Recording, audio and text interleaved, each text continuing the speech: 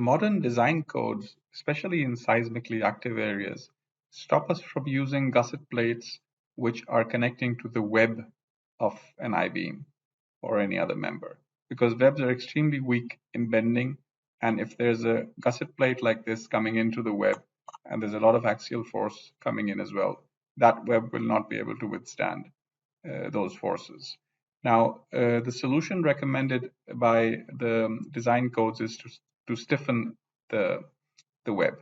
And for these cases, we have in Comosys the extended stiffener command. The extended stiffener command is extremely easy to use. All you need to do is just select the element, the main I-beam, select the gusset, which is creating the problem, and then select the side of the gusset where you want the stiffener to be.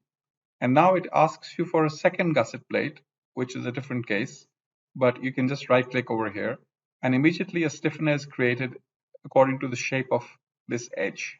I can do the same thing for this side. I can select the main beam again, the gusset plate, the edge, and then right click. And immediately I can create these two stiffeners on the side of my gusset plate, which allow me to, which have basically now stiffened the web of the main I-beam so that the forces coming in because of this bracing can be tolerated.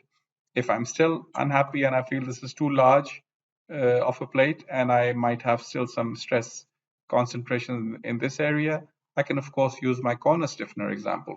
I can use the web and the top of the gusset, and a corner stiffener will be created somewhere in the middle over there.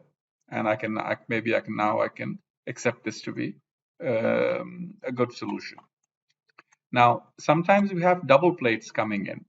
This can happen when the profile used for the bracing is maybe a double angle or a face-to-face angle or maybe a face-to-face channel. In those cases also, this extended stiffener command can be helpful. And you can just, all you need to do is just select the main beam, select the gusset, select the corner, and now we can also select the second gusset and the second corner, and the plate is created at that point. So using the extended stiffener command, we can quickly create these side stiffeners. As you can see, these have been created along with their weldings. So this is a quick command and doesn't leave much work for the user. It also works from the flange direction. So if, although in the flange direction, the beam is much stronger, and you don't have these stress concentration problems.